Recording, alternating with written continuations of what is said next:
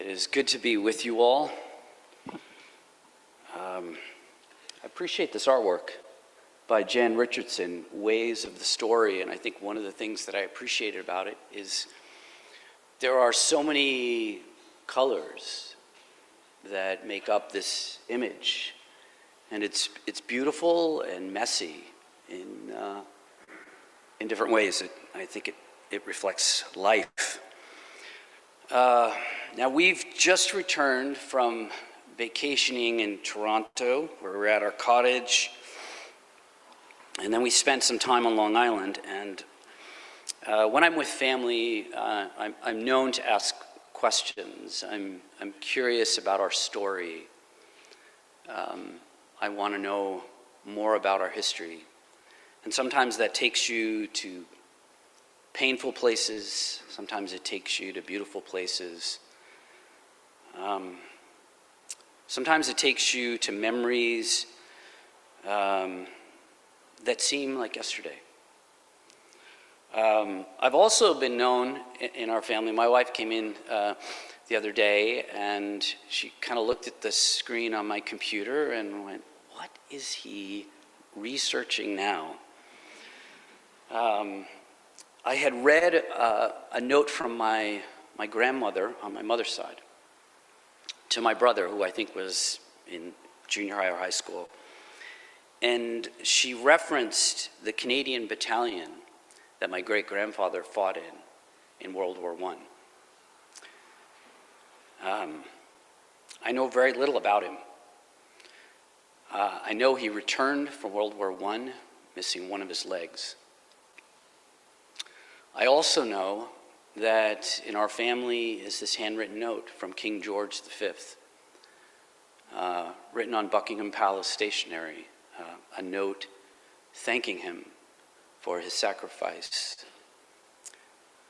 But upon discovering what battalion he was in, I was wondering, okay, when did he join the war? And what battles might he have been present to? I wanted to fill in some of the story of his life. Even realizing that he was one of the Canadian battalions that fought on Vimy Ridge in 1917. Now on my father's side, I have researched, stories and tried to trace the family back to specific towns in Campania and Calabria and find out details of the family.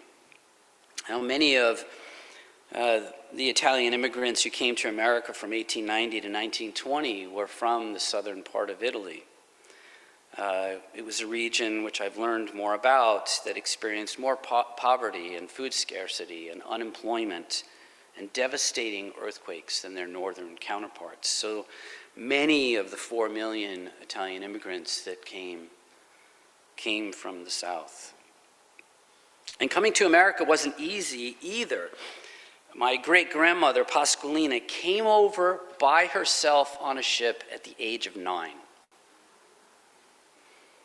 And she was watched over by the captain and his wife. I don't know what that means, but that's part of the story. And on their journey, the ship went down.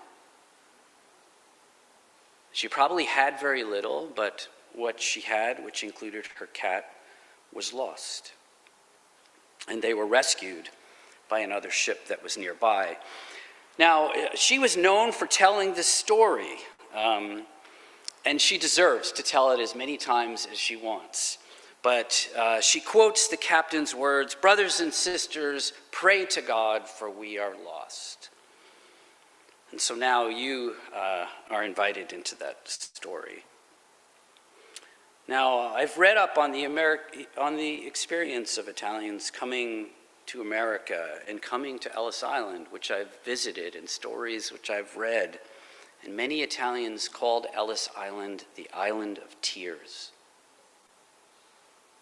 Some came all this way and were sent home. Some found advocates here in the U.S. who were there to help. Others experienced the dark side of immigration and were taken advantage of by opportunists. One of the stories I remember was that, they would say where they were trying to get to. We're trying to get to Brooklyn. And they took them to Brooklyn. But it wasn't Brooklyn in New York. And actually, recently, I was curious. I thought it was like Virginia or West Virginia. So I looked up. It turns out it may have been West Virginia. It was the location of a coal mine where they probably worked out their years. Now, the thing is, all of us inhabit stories, and all of us are part of a story. I think a significant part of what Josiah and Keenan are confirming is that I am part of this greater story that has impacted my life. When we were at the cottage, we met a family of immigrants from Syria. They were invited for a holiday by Ellen's cousin, Frank, and evidently this wasn't the first time. This is the third time they had been to the cottage. They couldn't have been happier. I mean, they were in the water all day and fishing from early in the morning, and there was just so much laughter and joy. And Frank actually just recently retired as an English teacher. And he's gotten to know and befriend this family, and I think he actually taught English to a number of these kids. And so they now have this beautiful and rich relationship. Now, many of you know, my father has dementia, and the last time I was there, we were trying to find caregivers to support my mom. And one of these caregivers, her name is Claire. And as it turns out, she's from Haiti. And that's meaningful to me because I made 4 trips to Haiti after the earthquake. And so this trip, I had the opportunity to get to know her, to learn where she was from, and to hear stories from her home country, the beautiful places she misses, the ways she struggles over some of the pain in her country. The beautiful thing is, my father, who last time I was there could hardly walk from his wheelchair to his bed, is now walking to the park with Claire. And so she's had this beautiful impact on our family. Recently, actually, while I was there in New York, my mom found out how much Claire was actually being paid out of the fee that my mom is paying to this agency. And mom has decided that she is going to employ her directly, and Claire will now make 50%, almost 50% more than she was being paid. And my parents will save a little bit of money. These are all stories. Stories that I inhabit, and we all have the stories that we inhabit. One of the memories that I appreciate from my time with you all, especially amidst all of the racial turmoil in our country, was the time that we spent with an organization from Washington, D.C. that Young Key had hooked us up with, exploring race literacy. And then spending time with a session where we watched the PBS special on the Chinese Exclusion Act. And I felt I was invited into a story that I knew nothing about, a story that still continues to transform me. When we come to the book of Ruth, we are invited into another one of those stories. We're invited to interact with it, to find places in the story that we resonate with, and to find the experience of someone else that can form us. We're called this morning into a kind of vulnerability, one that brings our own lives in front of us, but one that also creates space for others. And we meet a woman named Ruth, who has experienced profound loss. She married a young man, a young Jewish man in Moab, but then he passes away. And she bravely journeys with Naomi from Moab, all that she knew, her own family, to Judah, a place she likely had never been. Now, when I spoke back in July, I talked about how these two women were bound together by marriage and by loss. And they are swimming in waters of disorientation. And we met Naomi, and we heard in her own words how she felt that the pain of her life was somehow caused by God. Now, there are different ways that we experience a season of disorientation. We can just wander in a time like that. We can feel a sense of loneliness, as if we are the only ones going through that experience. We can question ourselves, our worth, our value. We might be going through a time of estrangement or relational pain and struggle to find a way to repair what's broken. We may feel disappointed with God or with our faith community. We might struggle to find a place that feels like home. The other side of this, though, is how we respond when someone is in a season of disorientation. And why is it that that's so difficult for us? Well, one of the reasons might be that we feel our own discomfort in the other person's struggle. Or perhaps, and we're all guilty of doing this, we might try to fix what is wrong with this person rather than be present and to listen to what is stirring in them. It reminds me of, we're on Long Island, and we went to the beach, and oh my gosh, like I felt like a kid, you know. I mean, I haven't gone to the beach just to be in the sun or like good night. At my age, think of body surfing, but here I was out with Kate and Luke and some of Luke's friends. Anyway, the whole family. We're all there, and it's a beautiful day. And when I'm not scanning the ocean for sharks, because anyway, so eventually I'm like trying to figure out like, how do I do this? I forget. Like, how do you ride? How do you ride a wave? When do you like start? You know, the whole 9 yards, and oh my gosh.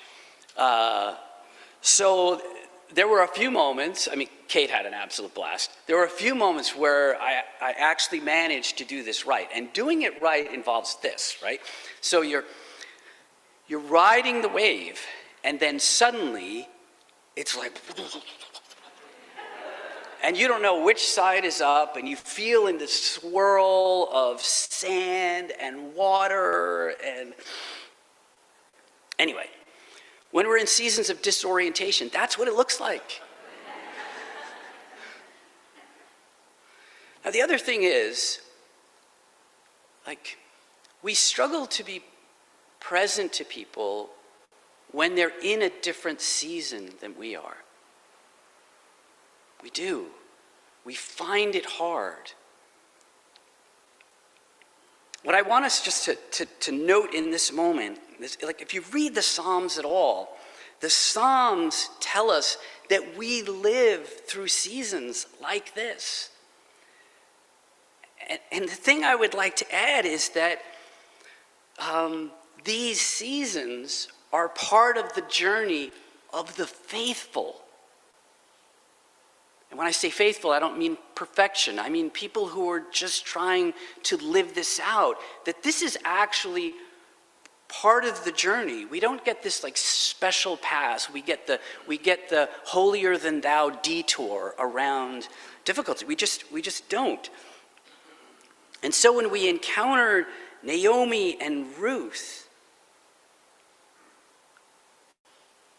No doubt they're experiencing a swirl of emotions, wondering about decisions they've made, wondering why they are where they are, and where in all of this is God.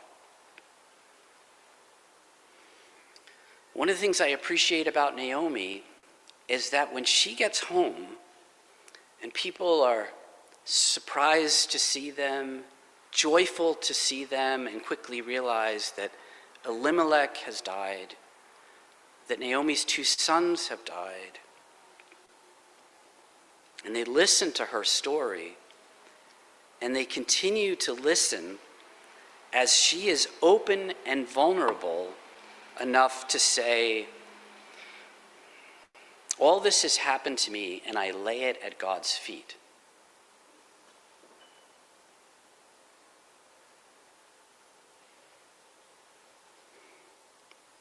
And I wondered, did she feel this terrible vulnerability? Did she feel like this sense of weakness? Did she feel like saying what she said made her look bad? I wonder if she felt all these feelings. See, when I say she laid it at God's feet, it wasn't in some kind of relinquishment, it was blame. And sometimes in a community of faith, when someone's like, I think God's let me down, I would imagine it would just get quiet because we're uncomfortable with that kind of raw honesty. Some of you might recall when we were together and I was on staff and we were reading through a summary of Janet Hagberg's book, A Critical Journey. She noted this, that in seasons of disruption, the churches can be unfriendly places. And I wonder, is it because we can't solve the problem? Is it because we struggle to see where God is in the midst of it? Is it because we don't have the experience necessary to wait in the discomfort? And it's probably all of those things. So, we come to the end of chapter 1, and it tells us that Naomi and Ruth had arrived at the time of the barley harvest. And we turn the page, and chapter 2, verse 1 begins, and the music subtly changes as the first words roll off the writer's keyboard. Now Naomi had a kinsman on her husband's side, a prominent rich man, whose name is Boaz. Now, I want us to notice something that the writer does, because as we're reading this verse is kind of like context for the reader. Naomi and Ruth don't know this yet.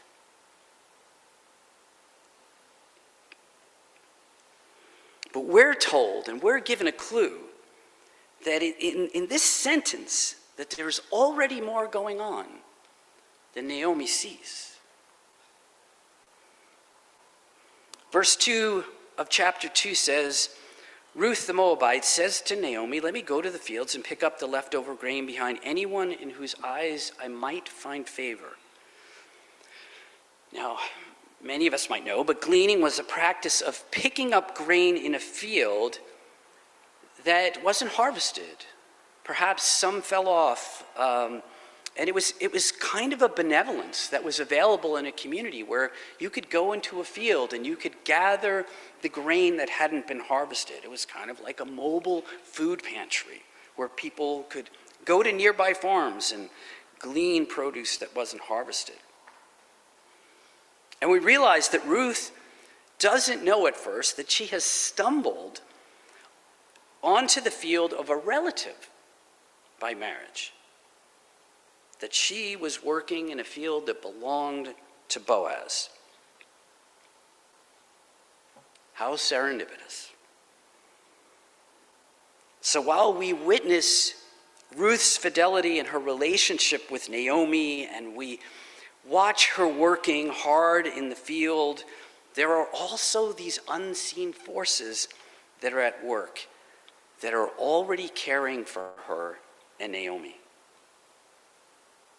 There are more of these kinds of moments in the story. In verse 4, it says, "Just then, Boaz arrived from Bethlehem, and he greets the harvesters, and he says, 'The Lord be with you.'" Now, I want us just to pan back for a second and remember that this is the time of the judges, that this is a time where there's chaos and disruption in the country.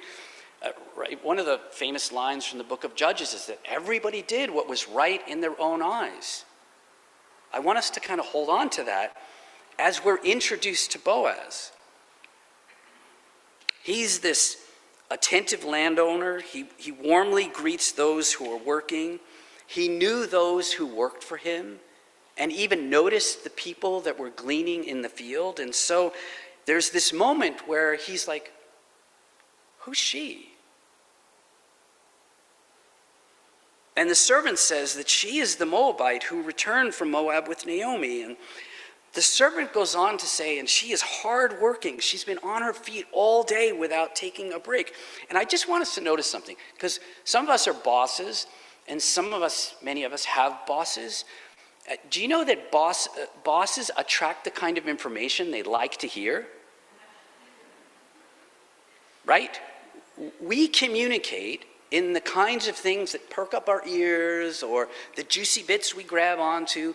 We actually communicate the things that we value. And I want us to notice that, because Boaz, when the servant reports to him what is happening, he describes how hardworking she is. And I also want us to notice that the servant doesn't reframe the story because she's from Moab.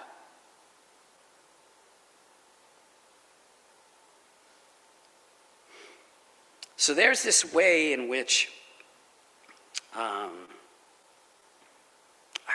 want us to see this story.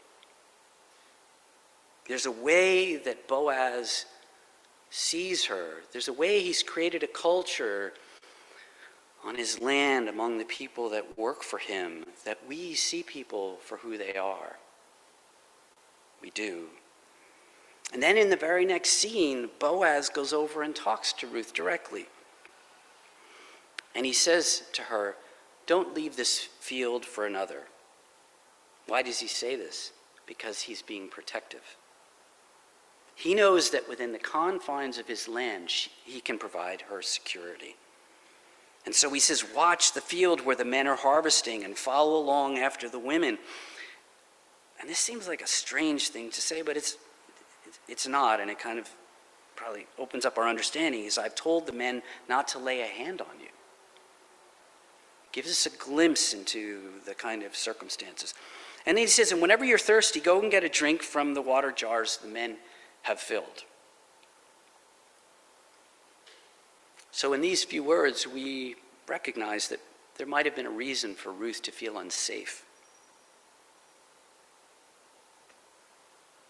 You see, there are people who have power and exert influence, who perhaps are disengaged or at worst unsafe themselves.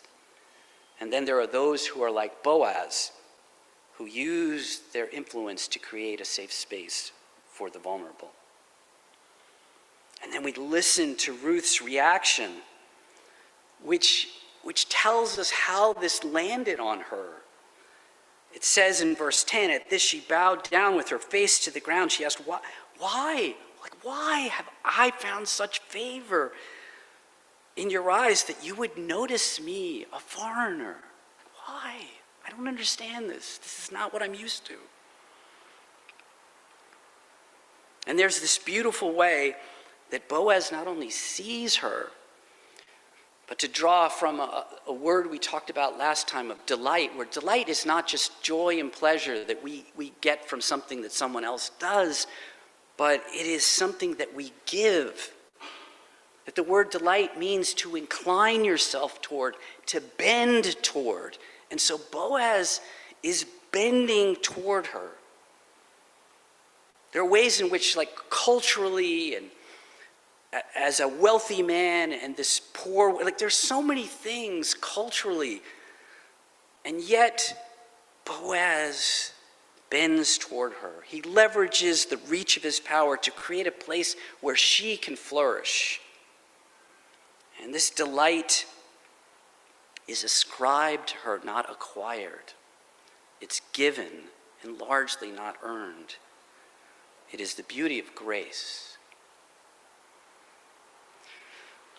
But we realize that, like, Boaz has been paying attention. He goes, all that you have done for your mother-in-law since the death of your husband has been fully told to me.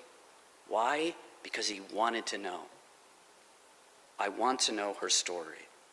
How you left your father and mother in your native land and came to a people that you did not know before. And he says to her, may the Lord reward you for your deeds, and may you have a full reward from the Lord. I guess he's emphasizing it. The God of Israel, under whose wings you have come for refuge. Now, if you recall from chapter 1, Ruth made this beautiful profession of fidelity to Naomi. Wherever you go, I will go. Your people will be my people. Your God will be my God. She has said, I place my life in God's hands. I seek refuge under the shadow of his wings. And I want to, just in these closing moments, just ask for a moment, what is it in Boaz's life that orients him this way? What aspect of his faith calls for this kind of treatment of Ruth, a Moabite? Well, I want to draw our attention to Leviticus 19, which, if you recall in the Gospels, where Jesus is asked, what is the greatest commandment? And Jesus responds, love the Lord your God with all your heart, soul, mind, and love your neighbor as yourself. And we think, oh, that's just probably somewhere altogether neatly packaged in the Old Testament. It's not. Jesus borrows from Exodus, and then he borrows from this passage in Leviticus 19, and Jesus puts them together. These are knit together. This is what it means to live out the great commandment. And so, in Leviticus 19, it says, when a stranger lives with you in your land, do not mistreat them. The stranger living with you must be treated, hear this, as one of your native born. Love them as yourself. And why? He goes, don't forget. Don't forget what it was like to be in Egypt. Remember, for I am the Lord your God. And in Exodus 10, verse 12, this is right before the passage that Albert read. It says, and now, Israel, what does the Lord require of you but to fear the Lord your God, to walk in his ways, and to love him, and to serve the Lord your God with all your heart and with all your soul? And then as it trails down, in verses 17 through 19, it says, for the Lord your God is the God of God and the Lord of lords. Just in case you didn't know who was in charge. He just kind of says that. He's the great God. He's mighty and awesome. He's all these things. So God is great. But why is he saying this? Because he doesn't take bribes. He's impartial. He executes justice for the orphan and the widow. He loves the strangers. He provides them food and clothing. You shall also love the stranger. Once again, for you were strangers in Egypt. Remember. Don't forget. Don't forget how you were oppressed and mistreated. Don't forget the feeling of exile. Don't forget the sense of powerlessness. Don't forget how you struggled to make ends meet. Don't forget what it was like to be a stranger in a new place. Remember. So the question for us this morning is, how are we called to remember? And how are we called to embody this kind of welcome, this kind of belonging, this way of advocacy. This is the invitation. The book of Hebrews picks up this theme where it says, let mutual love continue. Do not neglect to show hospitality to strangers, because some of you have entertained angels. How beautiful is that? How beautiful is that? Recently, a few days ago, I came across a story. It is the story of Dwayne Johnson, aka The Rock. He heard about this young UFC fighter, Themba Gorimbo, from Zimbabwe, who evidently had $7 in his bank account after he sent money home to family. He slept on the couch at his gym where he worked out. And Dwayne Johnson, much like Boaz, heard his story. And he said, I've been there too, and I haven't forgotten what it was like. So I want you to see this encounter that they had with each other. And I'll be right back up. This is your home? Yeah. We're moving from Africa to come here with my family. Yeah. This couch is going with me wherever I'm gonna go now. Oh yeah? So at night I put it out like this. Then I sleep it. During the morning I just put it back in. Show me this, like my reason. I love that. Yeah, my reason. I fight for my kids' smile. I fight for hope and change. I fight for those who believe in me. I fight for my village. I fight to inspire many. I fight to change mine and others' life. I fight to show God does miracles to those who believe. I'm hope, I'm change, I'm champion, and I'm blessed with my signature, yeah. Look at those pictures over there, isn't that cool? So like Sadio Mane.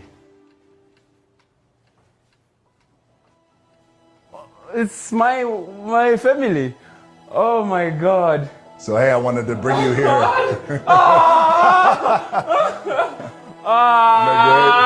So Themba, I don't know anybody who lives here. I wanted to come here. I wanted to bring you here. I wanted to look you in the eye, and I wanted to tell you, welcome home. Oh my God, thank you.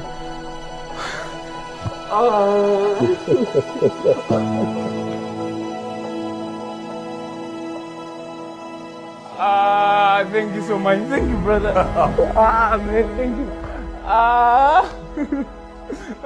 Thank you so much. Thank you so much, man. Oh, brother. Like I said, man, I was so moved by your story. And when I found out you were sleeping on the couch in the gym, now there's no more couch sleeping. This is your house. Welcome home. Thank you so much. Now you can bring your kids here, man. You're welcome. So listen, this place is yours. You don't have to think about anything. Thank you, man. The only thing you think about is your family, getting them over here, getting them with you, and your training and becoming champion. Thank you so much, man. I will become a champion. Trust me, you can shake my hand on it. I will become your champion. Thank you. Thank you so much. Thank you so much. Oh my God. This is your room. Oh, I don't say there's shoes here. Yes. The same like yours. Yes, dude. Oh my God. Yeah, I know you already have training gear and the workout stuff, but now you got all your workout stuff here too as well. It's all Project Rock. Are you kidding me? I've worn this for 8 workouts. I've never washed it. It's going to be perfect for you. You cannot fit this stuff. No, this is yours. It's all yours. Oh my God. I'll tell you now what I'm gonna do. Because you got me this house. I was supposed to get a house to come here and stuff. The money that I was gonna use for the house, I'm going to build another borehole in my village now when I land in Africa. I'm gonna build it because we need another one. So I'm gonna go build that one with the money that I was supposed to use for this. And I really appreciate you. Beautiful. Thank you. Beautiful. Thank you so much. Oh, snap. Oh, and Cheetos.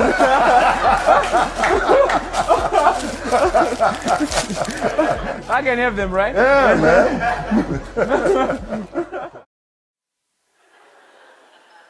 Isn't that beautiful? So amazing. And you see the rippling effect of that generosity. I had to look it up. What's a borehole? It's actually a well. He had already, I guess, built a well in his hometown, and they needed another one. But you see how a life is touched and formed by generosity.